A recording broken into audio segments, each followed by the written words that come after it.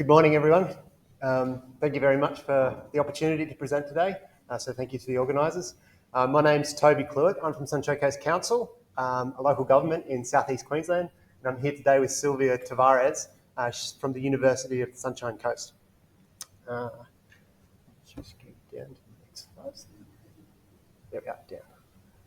So just for a little bit of context, so our local government, we work inside a framework that is working alongside the state government, and there we go. And so recently they've done a risk hazard assessment with regards to heat waves, and you can see, and it's probably common knowledge to a lot of the attendees here, that the deaths associated with extreme heat events outweigh the combination of deaths from other events like cyclones, floods, bushfires, and lightning and landslides. And so combined, it's a type of event that we do need to consider. I'll just try and get there. There's my cursor. And so with regards to the local government, there is actually some things that are direct impacts. And so what we're seeking is an understanding, research into how we can deal with some of those impacts. And so there's the direct impacts to the community, and we certainly care very much about our community, but there's many indirect impacts.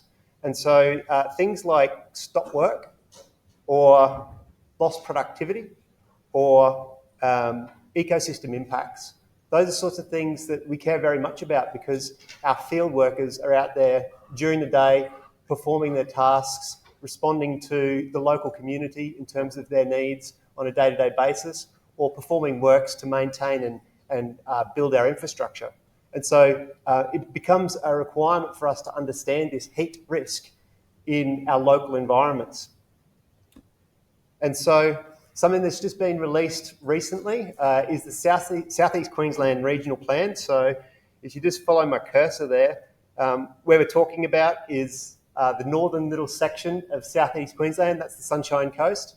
And so this region in Queensland undergoes a lot of migration. So if you were to compare it to, say, a developing nation, we have migration rates which are similar to those. It's a very popular area to move to. And so it's important that we manage growth in our region, in particular, the development of new areas and their exposure to risk. And so the Southeast Queensland Regional Plan was put in place by the state government, and local governments are in the place of being able to implement that. And some things that they've highlighted just recently, and it's out for draft, is that local governments need to do local hazard risk assessments. So where are those heat hazards and how do we inform that process? That's a question that the organisation itself can't answer. It's a research question, and so that's why we've partnered with the university. They're saying, we need to look at an ability to do microclimate investigations into the built form. And that's also a complex consideration for us to be able to determine how we address those types of design considerations. Next slide. And so you can see that the council, from a strategic perspective, we have these community strategies, we have economic strategies, we have environment and livability strategies. We care very much for our environment, and there's a biosphere that's just been brought into place for the Sunshine Coast region, a UNESCO biosphere. And when it comes to the design of our urban environment, we have a yellow book. And so landscape architects, transport engineers, those people doing urban design, they have a blueprint or a yellow book for being able to determine how they go about that. So informing that is important for us to be able to achieve. And so when it came to actually connecting, we have data and we have processes that our practitioners follow. And so how is it that we use, say, our GIS data or our satellite data or our aerial photographs or our LiDAR data, so remote sensing of the environment, and the way that our practitioners use the tools on a day-to-day basis, how do we inform that? And so that's where we reached out to the university and said, can you help us with this research? And with that, I'll hand over to Silvia and she can take you through that. Thanks very much, Silvia. Thank you, Toby. So we got a very nice call from the council saying we have this problem and we need some support. And so we came up with this project. Some of the objectives of our project were to investigate the impact of built form and green infrastructure on mitigating those risks that Toby mentioned.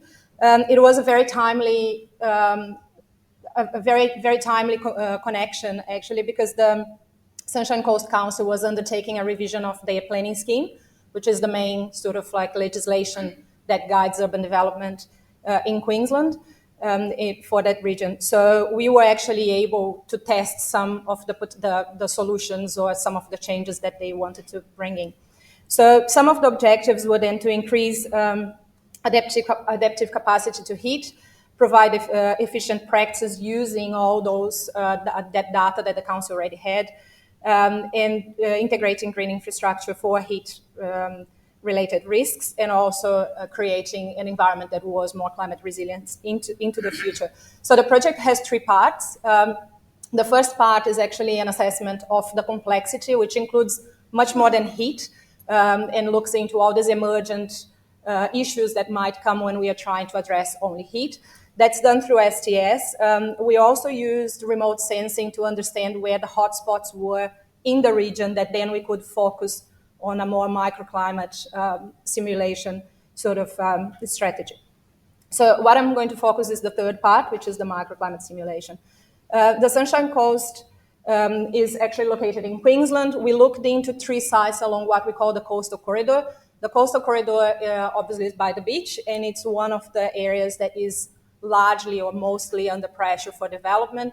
It's an established area, but there's a lot of need for infill development, for actually splitting those big lots and creating higher density. So as I said, we had three parts. The first part was to explain all these issues and try to map the issues. The second part was to explore what is already there from a remote sensing perspective and identifying these hotspots. And then the third part was to predict how these urban microclimates could actually then happen. In terms of methodology, we modeled, we came up with 8 models. 3 of them were at the neighborhood scale, so 500 by 500 meters. We actually used a lot of the council's data to build those models, and we also built a future scenario, which was then based on the maximum capacity of those sites based on the future planning scheme. So maximum height, minimum setbacks, to see how that space would then perform. We also did smaller models at the street scale. And what you can see in that table there is that the blue is the existing. So we kept, for the 500 by 500, we kept the built form, we kept the vegetation for the existing. And when we actually modeled the future, all that we tested was the built form. We weren't able to actually include all the proposed vegetation because of the size of the model. That's why we then zoomed into the streets to implement those green street typologies. Here again, you can see a little bit more detail of how we modeled it. On the top there, that colorful image is actually the land use for those sites. So where that's based on the maximum height and setbacks, which varies according to land use. The 3 streets we modeled are these 3 ones here, and these were streets that the council actually had green street typologies that they are willing to implement, so we could build, model them. That image there is the vegetation, like the specification of the trees. So we had an arborist working with us. He went and he collected a lot of data from those trees, so we were able to actually model that. InVimet doesn't have yet a good library of vegetation for the Australian context, so we had to model a lot of that vegetation. I'll just very quickly go into the results. So for the neighborhood models, what we saw was a huge impact on the breezes, as it was expected. We modeled the hottest day ever recorded on the Sunshine Coast, and that's because the council was interested in that extreme scenario. That was 4th of January 2014, and it reached 40 degrees. It is a coastal area. To have those conditions, the wind is a northwestern wind, which is not very usual on the coast. We also then looked into the capacity of that environment to cool itself. And it was quite interesting talking to professionals how the first impression was we need to block that very hot wind. We don't want that into our urban environment. But that's the airflow that we have available on those very hot days. And it's still important, and it's still sort of like a southeast-northwest axis which captures both prevailing winds. So the air temperature remained similar, didn't change much, but we did notice a huge difference in mean radiant temperature, up to 14 degrees. And one of our sites is like full of marinas and inlets and that type of layout. And we noticed that on that site, the difference between the air temperature fluctuations were very different from the other sites. And that's because of the sort of like the capacity of the water to stabilize that variation. But we also noticed that that compromised the cooling capacity overnight, which in the case of a heat wave could then generate also problems. We then modeled some of the streets here, just a couple of examples. We had 6 of them. And in those streets, what we then realized was that, yeah, as I said before, there was a reduction of up to 14 degrees, but like the larger areas were around 11 degrees under the tree canopy. And that's extremely significant for those areas because at the moment they are very bare in terms of vegetation. And then the other thing, which is probably more significant in terms of health, is the PET, which then reduced by 6 degrees as well. So in regards to, just to conclude what we've done, so I think this project was very successful in terms of communicating all that is behind. We did a lot of modeling. They were all validated. It took a long time to run and to analyze the results, but we were actually able to give the council evidence of how that urban environment could actually perform in a better way.